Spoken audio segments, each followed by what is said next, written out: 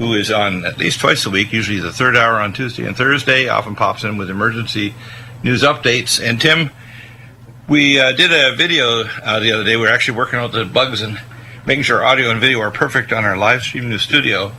It only took 3 times to get it that way, but yes, they're fine now. The key is to be trained and to be persistent to eventually get it perfect, and we're getting there. Yeah, and not take a gun and shoot your computer. That's the big thing. I'm patient. That's why I've learned how to do computing. To some extent, I'm self-taught, but I have professional trainers at Livestream, and my computer techie guys are great. And I learn quickly if I get the proper trainers and manuals. Yeah. So let's talk about this. Right now we had Leo Zagami talking about the referendum this coming Sunday in Italy, and the danger that if the no vote occurs, that their banks are going to collapse. At least 7 to 8 banks are going to crash. Your first story you have for today is next for the European Union. What do you think? Right. Well, I think the Netherlands, that's what Nexus in this case refers to. The Netherlands, or Holland as it's also called, right, is posed to elect, I can't think of was this Wilders? Is that his name? Yeah. Geert Wilders. Geert Wilders. Yes. Far-right party that tops the polls in the Netherlands. Good. And it will be, he won't have a clear majority. That's not how their parliamentary system works, but he'll be able to put a government together probably.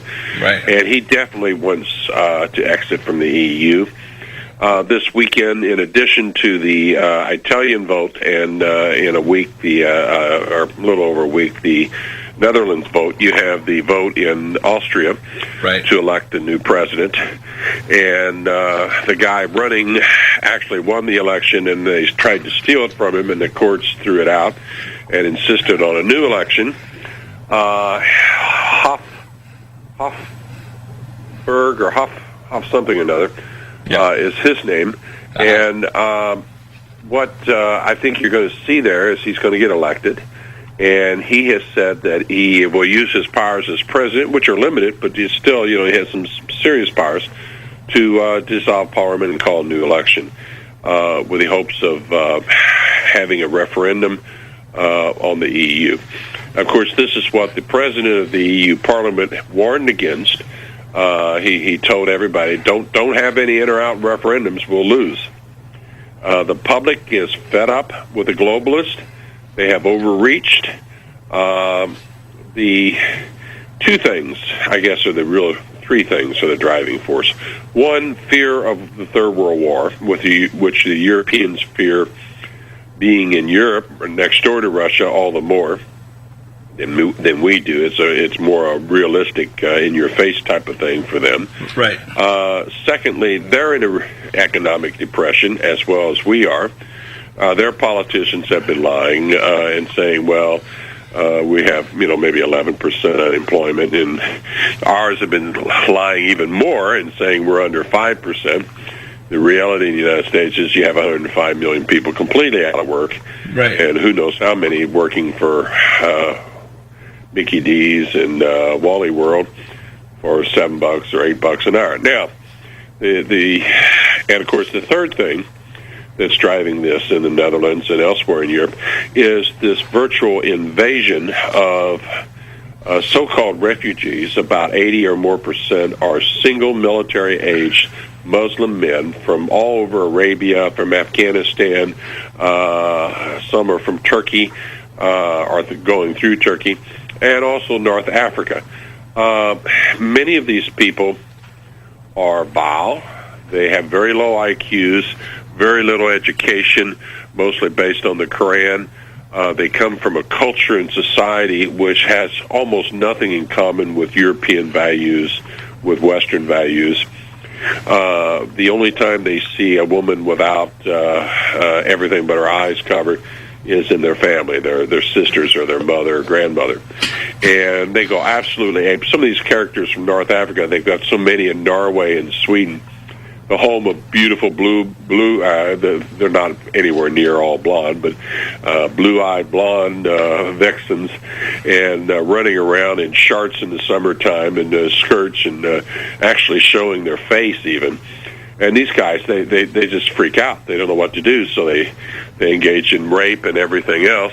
And of course, they want to bring their system of laws and their culture into Europe to enlighten the poor European people who somehow managed to muddle through all these centuries without following Muhammad.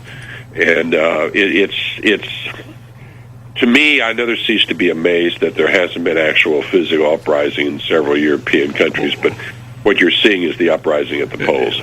Here's what I predict, and based on a convergence of the geopolitical news, which we have, and the biblical. We had Jonathan Gray on recently, just a couple of days ago on Wednesday, yesterday that is, and the last few weeks. You had some really good guests, by the way. Yeah, go ahead. Yeah, what I think is going to happen is that there are going to be a lot of controversy and probably some economic chaos here very soon in the first 200 days of Trump coming out of Europe, which I expect that it's going to be a no vote. And there'll be a no vote in Austria, and of course Fillon is most likely to be elected in France.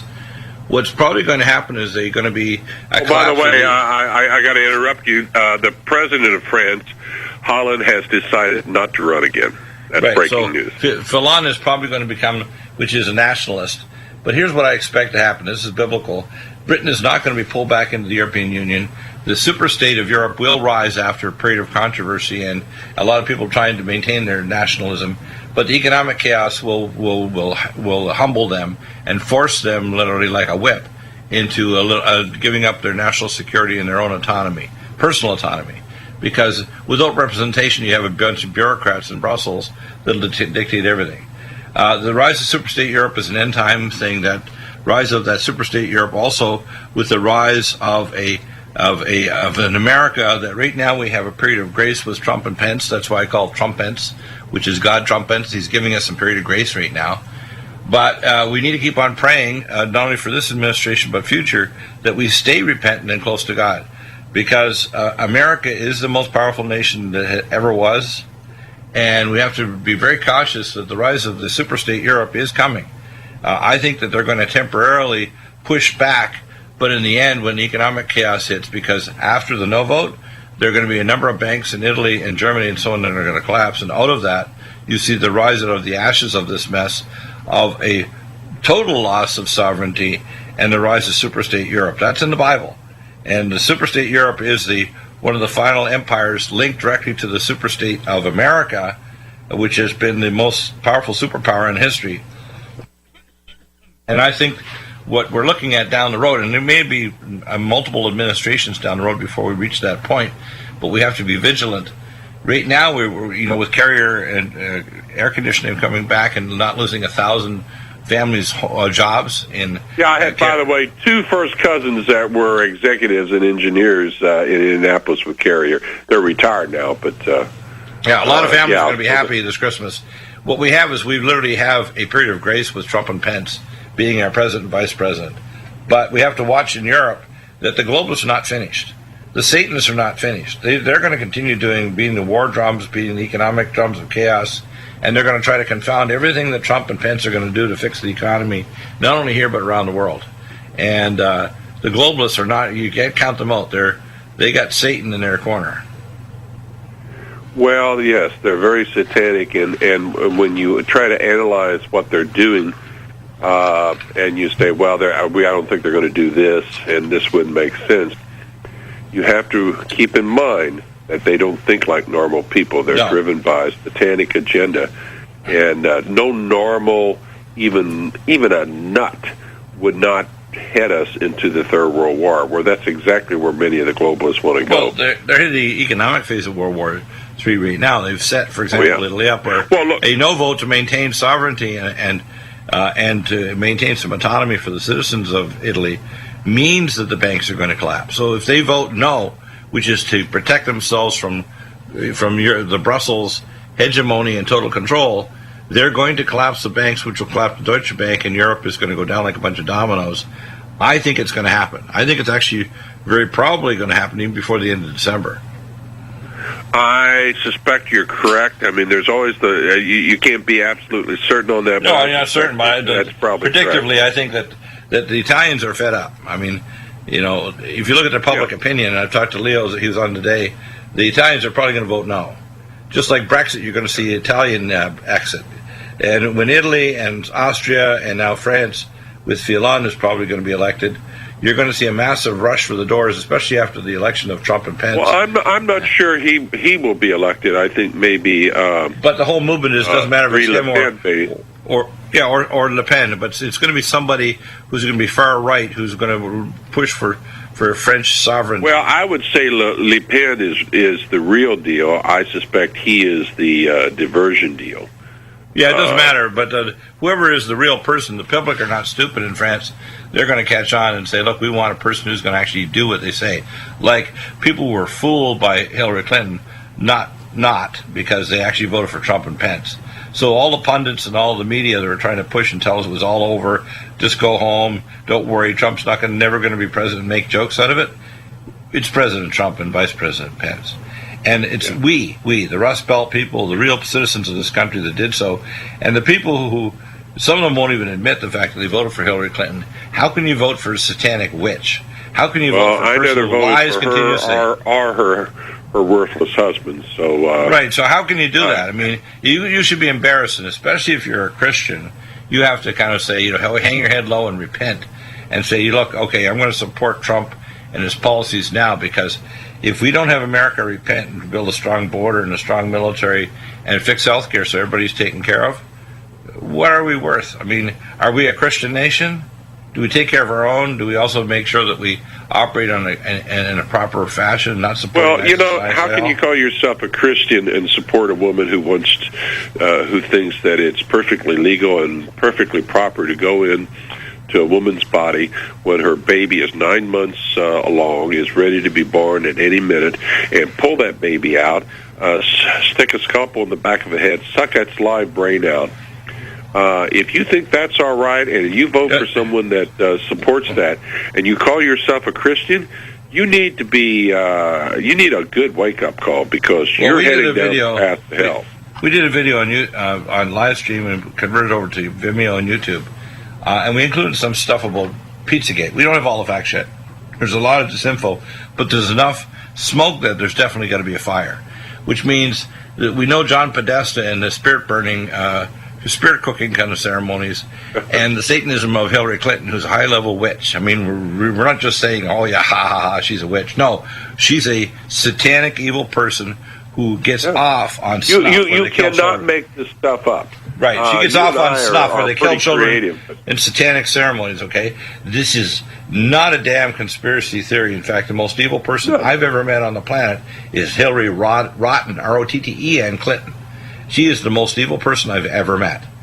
And it's amazing how she would look a straight face and lie to us, lie to Congress, lie to the FBI, and no matter what Trump says, by the way, he just doesn't want to be dealing with the political backlash of this stuff. But Jeff Sessions and the Congress are going to continue, and they're going to continue sniffing blood, and they're going to get down to the deepness of this. And Pizzagate will sort out. We'll find out what the real facts are and the real issues. Just like we're sorted out. Before I forget, there's been two in the last week. Two events that are a continuation of the battle between several countries, the BRICS and the global banking cartel. They attempted once again to try to force out of office the president of South Africa. He defeated that hands down. It's not the first time. And then the new president of Brazil, which they put in to replace the previous one, who was a supporter of BRICS, he is now facing impeachment also. Right. Behind. I mean, this is not. It's being wrapped. Both of these things are wrapped as a fight against corruption. Let me tell you, in South Africa and in Brazil, pretty much all parties are totally corrupt. Right. Corruption is not the issue. The real issue is, are they controlled by the global banking cartel or not? And the ones that are not, in many cases, while they're far from pristine Sunday school teachers, there is enough morality and enough honor in them, that they want to protect their country and their people. You got a story here about India, too, and the bankers. Do you want to expand on that, Tim? Yeah, well, India. India a few months ago began began doing IDs with. I think it requires a fingerprint. It requires a high definition photo. We've got to remember there's about 1 billion people in India, multiple more than languages. 1 billion. I think it's just slightly under the Chinese population, but believe it or not, India is growing faster than China. So it soon in the next 10 years will pass China. Well, if they don't manage to blow one another up, and particularly Pakistan and India. But okay, now they are they recalled their two most popular banknotes, the 1,000 and 500 Rao notes, about a week and a half, 2 weeks ago.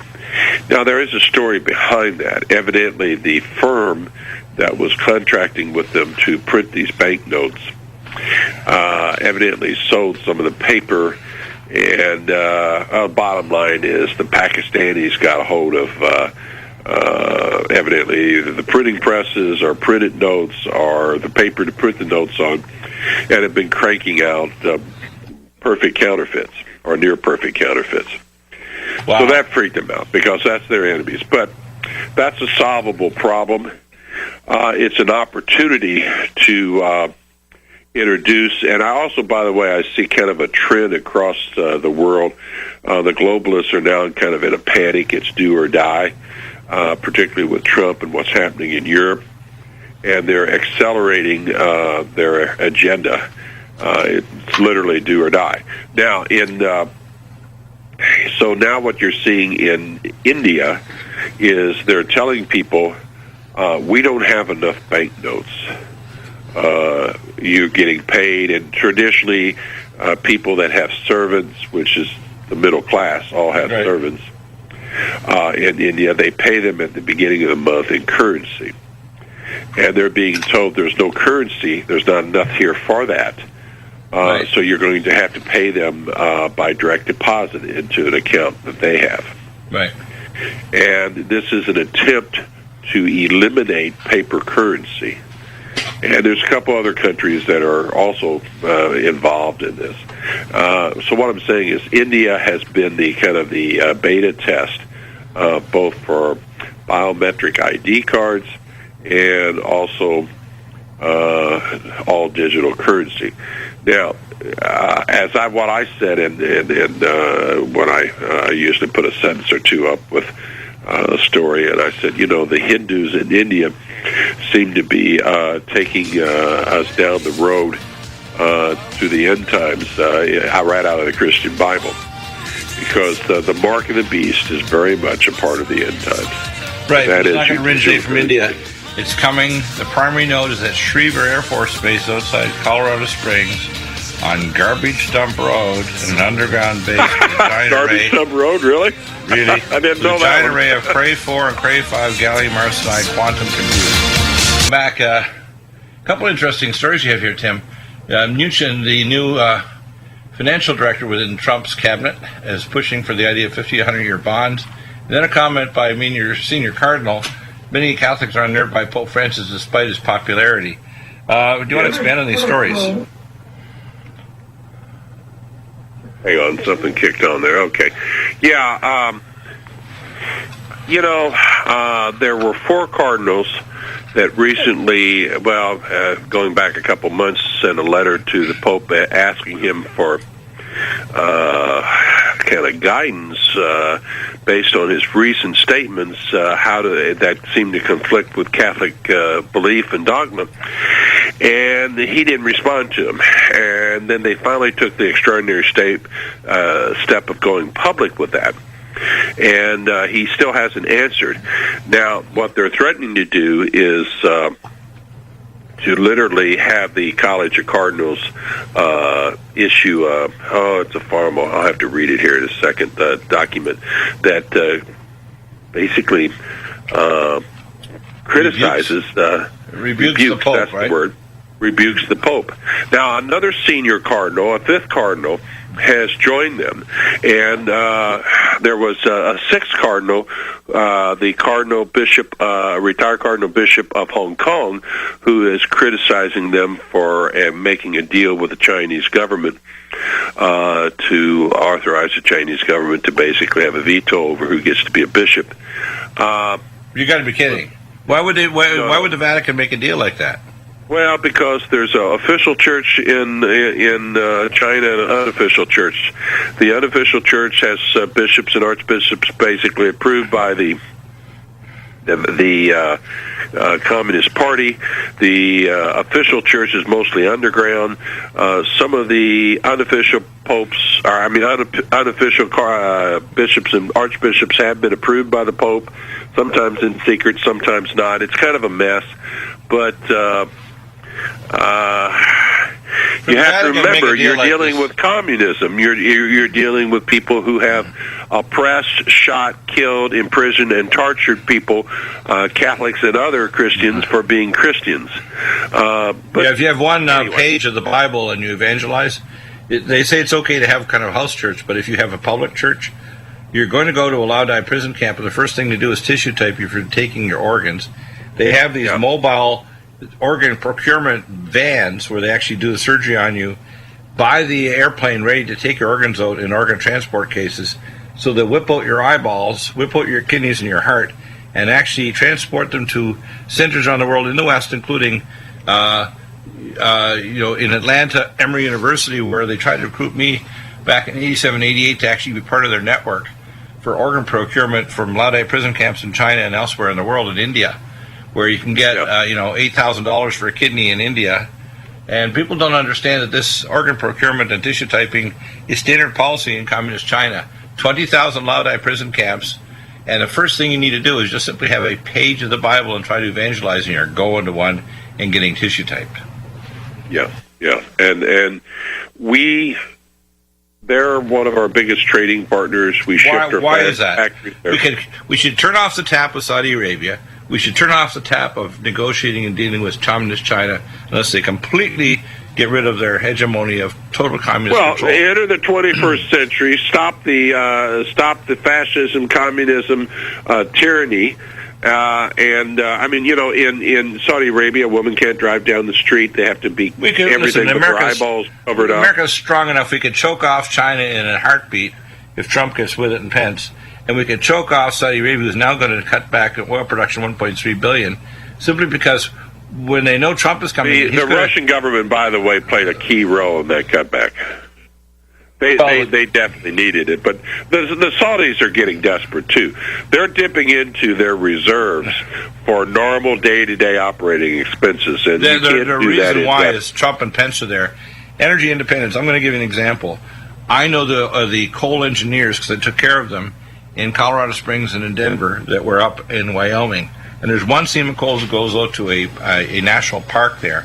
That one seam of coal could supply the world with energy needs for 250,000 years. Just that one seam. Not even talking about nuclear reactors or anything else. That one seam of coal is so big with the highest quality anthracite coal on the planet, it could supply the energy needs. For the last century, the control over energy has been a key thing for the globalists. Right. We should not be dependent on anybody. We should tell the Saudis and the Qataris. The Arabs and the Russians don't control the oil business. The Rothschilds do. The Republic have. I see the crazy picture of an open mouth of Mr. Erdogan talk about Turkey announces military in Syria to overthrow Assad. So here he's trying to dictate. Well, now you know what? Within the last few hours, that has changed. President Putin had a little phone conversation with him, and now Erdogan says, "No, we're not there for that. We're only." You know why? Because he mentioned this last year that he was going to turn this conflict into Stalingrad, and Turkey doesn't understand that they are a target for long-range nuclear missiles on their continental territory, and they're not at war with Bashar al-Assad; they're at war with Russia. Okay. Well, I have a feeling that if you push Mr. Putin, he knows exactly how to push back. To be honest with you, Mr. Putin is the one restraining his generals. If they think Putin is aggressive, They're kidding. Oh, yeah. The general's behind Putin. He's got a choke chain on these guys because they're just growling and ready to push the button and go crazy. They're being provoked right now by the Ukrainians, who have declared an area for test firing of missiles, which happens to go into Russian airspace. And the Russians, needless to say, this is in the Crimea, are a little bit upset about that. They're bringing their Black Sea Fleet battle readiness and all this stuff. When you look at stuff that's going down, we're always close to the brink. And when something is close to the brink in Syria, usually the Ukrainians act up because they're simply a coup government put in power by the United States and staffed with dual nationals. And they're disgusting. They don't care about their people. They only care about what orders they receive from up on high from the. That's why they even had mothers literally laying in front of the tanks when the so-called Poroshenko, that we call him the chocolate king, he's actually should be called a prostitute and drug king, was going to go and start a war with the equipment with the Eastern Ukrainians, and the mothers laid in front of the tanks, and you're not taking my son to die fighting fellow citizens in Ukraine and Eastern Ukraine. Well, let me tell you, if push ever really comes to shove in the Ukraine with Russia, I doubt that the Ukrainians will last a week. I suspect there'll be a coup de main with a 1 to 3 Russian airborne divisions setting down in places. They'll drop in there. And they'll control the buildings. They'll arrest Poroshenko. They'll probably execute him on the spot. Their Islander missiles will come in at about Mach 7 or Mach 8. They'll take out all the key command, control, communications, and intelligence centers. Their Air Force will shoot down anything else that moves. Their S-400 systems will sweep the skies of anything before the Russian fighters go in, and then the paratroopers will go in, and it'll be over in a sharp period. It'll be damn bloody. It'll be damn bloody, but it won't be very bloody. Actually, it'll be pretty bloodless because the Russians will go in like a surgeon's knife of a trained neurosurgeon removing a small tumor in the anterior frontal lobe. Yeah, they're not going to. This is not going to be a bloody long conflict. Let me tell you, the Russians can do surgical, but it's in their nature to destroy as they move in. When a Russian armored column goes in, they destroy everything in its path. Well, I agree, but when they went in, for example, a good example is Georgia. Remember, 4 or 5 years ago, they actually made there was actually shelling by the past president that we call the tie eater, drug addict of Georgia. What's his name starts with S? Those names in that area are always Saakashvili. Yeah, right. Yeah, the tie eater. Anyway, Saakashvili was doing this. The Russians said they came in with their armored division, like you say. They create a corridor by just in a matter of a few days to a week.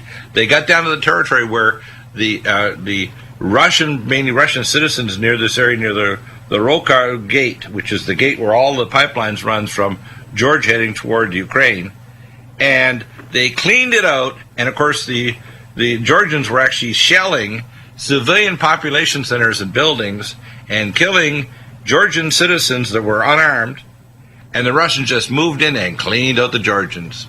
Okay, so they'll move in surgically, but even though it's messy, remember, even though it's messy and there's going to be a corridor, it's relatively going to be surgical.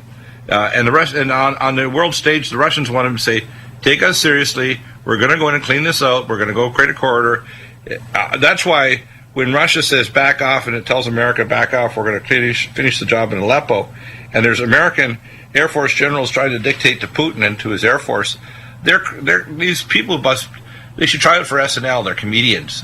Are they going to dictate to the Russian military that what the Russians are doing, which is basically saying that Bashar al-Assad is giving us a naval base? Let's see, was it Monday or Tuesday, the U.S. House of Representatives passed a bill demanding a no-fly zone in Syria. How stupid are they? Has. I mean, what the hell's wrong with them, okay? Well, honestly, people need to call their congressman and say, you idiots, if you start a no-fly zone, they had a part of the problem is we have given carte blanche to Netanyahu and his government, and quite frankly, Netanyahu is the type of person that could get his whole country killed. I got a new name for him. You know, I like to create deaglisms.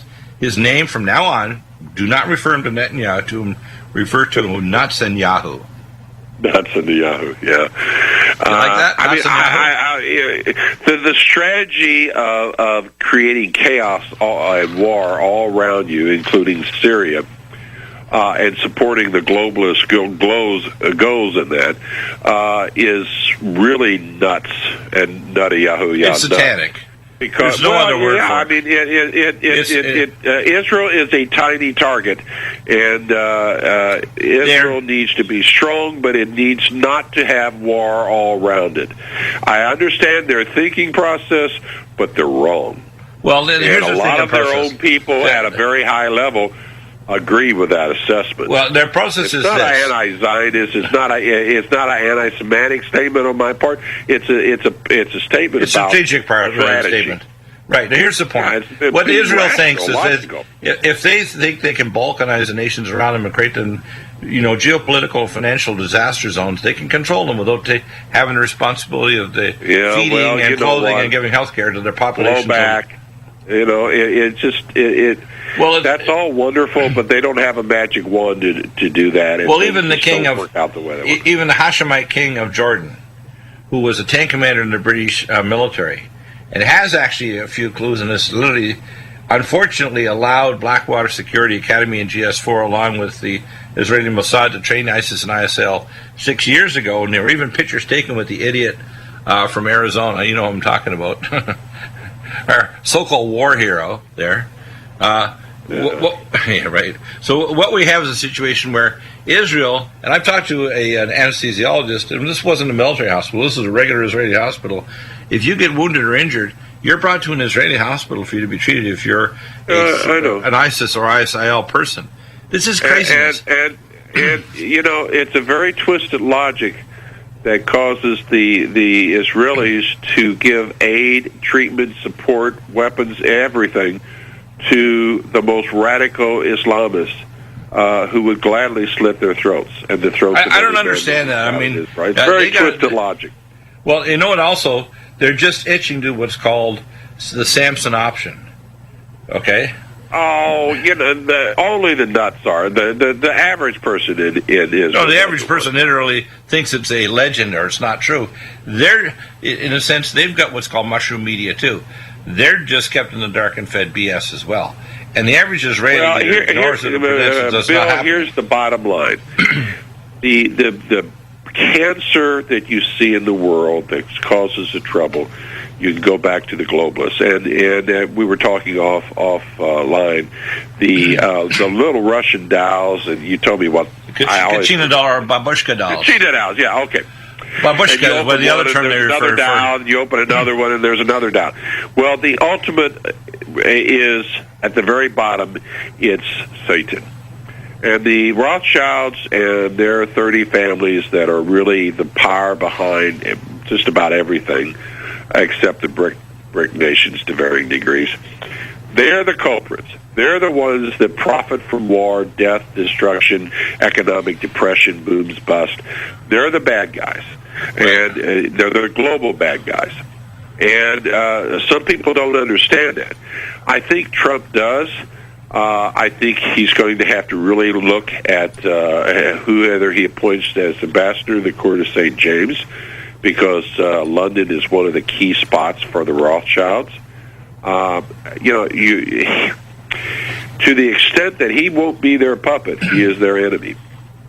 And they're very serious people. They're nutty. They screw up a lot, but they're not to be trusted because they're doing Satan's work, and they basically want to take us to the Third World War.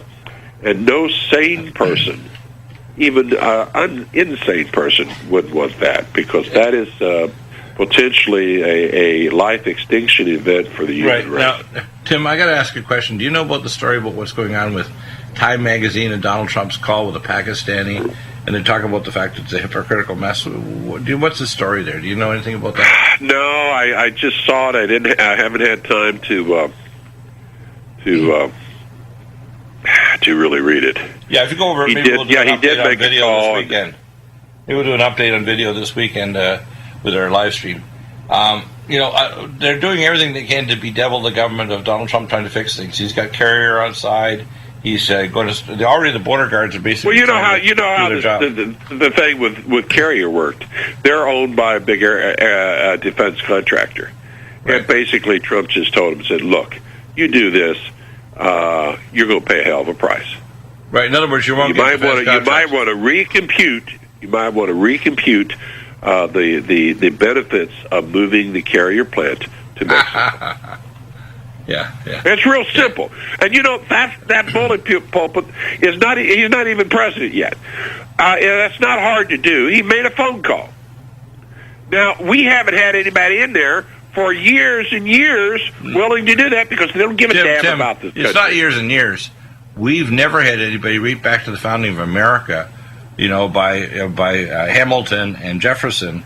We haven't had anybody since the founding of America that actually has cojones, as the Hispanic term for I don't know. George Washington was pretty good. No, I'm saying that goes back from the founding of America. George Hamilton Washington was a bad guy. Jefferson, I don't know. There's mixed. One of my great heroes, besides Major General Lord Sterling and Major General the Marquis de Lafayette, a direct ancestor of one of my best friends, is Benjamin Franklin.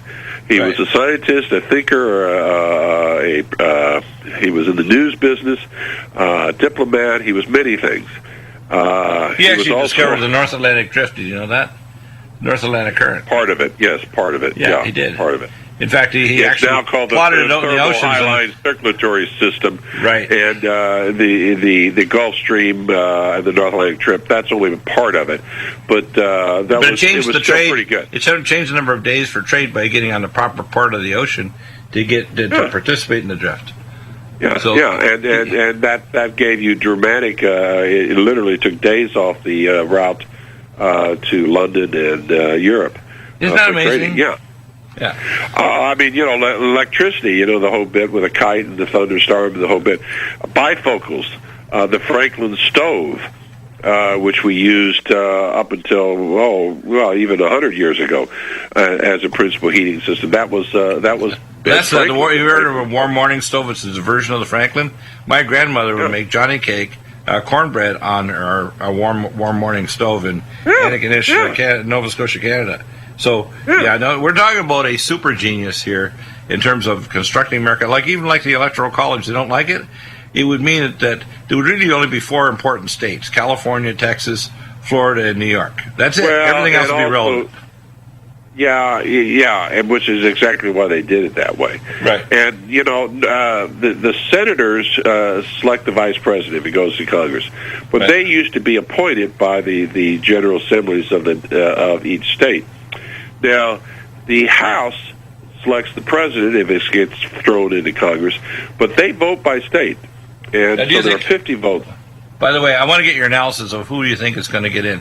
I would like to see General Petraeus as the Secretary of State, and I'm really looking forward to General Flynn, who doesn't cut any of what I call slack for the Muslims. He considers all Islam dangerous, which is exactly what my view is. Well, I do too, but at the same time, I always caution that while we need to kick some butt, we don't want to go down the route that Oliver Pike foresaw us going down. You don't have to. You don't have to. All you do is we don't need a third world war based on the Muslims. You don't have to start a war with them. Here's what you need to do, and Trump can do this. He needs to say, we're going to deport extreme Islam and super vet them. Hell yeah. But we're also going to tell you, doctors, lawyers, engineers, and professors, you need to turn in people, imams in your mosque that are telling you to do extreme things, or telling your kids who are going to university to become extreme Muslims and start a jihad, even though they're born in American hospitals. So once Muslims start to become true American citizens and literally swear off Sharia law, which they need to make a public and written statement, they're fine to be Americans. I could care less. But if they won't do that, we need to deport them. And this idea that we're going to tolerate Islam, even moderate Islam, because it's part of their religion. And I know from my family, which are from Lebanon, that Islam, even if they're moderates, will protect the extreme elements because it's against their religion to turn them in, even if they're bad guys. Yeah, and that's the problem. I think there's a very real question about allowing anyone who's Islamic in the country. Exactly. Now, there's a way around it, but you have to make sure, if you have a public declaration and a written one, that they actually have to swear an oath. And we're going to also monitor them. We're going to monitor their Facebook, Twitter, their phone conversations, etc., for so many years, to monitor to make sure that their behavior follows their oath. And if their behavior follows their oath, Obama is doing just the opposite of all exactly. that. Now, if you follow with social media and metadata, and you make sure that these people are staying good, you're good to go. Go to your mosque, be a good Muslim, which, by the way, they're pro-life. There's no question about it. They cut the heads off and the hands off of abortionists before Friday morning prayers. You know, Tim, I think we're going to do another update probably. If we don't do it today, we could do it today after the show. I've got to have something I'm going to do for an hour or so. But perhaps in an hour or two, we can perhaps do an update. What I think we should say predictively is we need to take what we see in the geopolitical realm, which is kind of narrow, and expand it to the biblical, which is where we have people like Jonathan Gray and others that are experts on the biblical interface. Where I see things going eventually is superstate Europe, and America that right now is under grace, but we've got to make sure we continue to repent and pray that it stays under grace. We call it Trumpence. God's giving us grace now. If we had Hillary Clinton, we would immediately be at war, and it's remarkable to me that Congress is so crazy that they would actually vote for no-fly zone when the general actually sat in Congress they're being talked to by and they're trying to tell people, but in the public. It's a mistake. It's a mistake. I saw it on the news, including Fox News, trying to convince us it's a good idea to tell the Russians don't go in this airspace. I'm thinking, are you crazy? You're going to try to stymie the Russians? Yeah, well, they got the S-400, the S-300, and various other lower altitude systems in there, and I'll guarantee you, we will not tell the Russians what to do. And if we try to, then somebody's made a deliberate decision to try to provoke the Russians into right. Well, here's one of the things that I see that form of news media mental illness. And this happens throughout the election cycle, where they would try to create reality like wizards in their cauldron of news and tell us what reality was going to be, even though they knew they were putting eye of newt business and wing of bat and, blood of, young child into this cauldron. They're doing this because they're going to tell us what it's going to be when they have no conception whatsoever that of the forces that are going to create reality, which is why Trump won, because the news media were not just off the mat, they weren't even on the same planet or dimension. And we see that over and over again as a form of mental illness, that they are trying to tell us what they want the future to be, and they're trying to talk us into a future that we don't want. If you are a follower of Satan, by definition, you're wacko. Right, but these people they're beyond stupid to suicidally, I call it suicidal omnicide. It's not just killing yourself or not killing just your family or your nation. It's killing everything on earth and then killing the souls of the living beings on earth. That's how evil this is. Well, what do you think? I mean, if it's coming from Satan, what do you expect? Right, and if you take a religious element out of this, and you try to see if you can predict what's going to happen, and you're just a financial expert, you're going to be lost in space. You'll never be able to predict what's happening because you don't take the dimension of this. You're trying to predict what's happening based on rational, logical thought. It's not rational. That's not the driving force. The driving force is Satanism. Yeah, for example, we're going to, in the next week or two, sort out what's true and what's not true about, say, Pizzagate. And we know about the emails from Podesta about spirit cooking, where he was invited to this dinner. Well, my guess, more and more will come out. And there's even that poor little girl that was killed, Jean, what was her name? Jo Bennett, what was her name? Ramsey, or the little girl. Dominique Ramsey. Yeah. They're beginning to.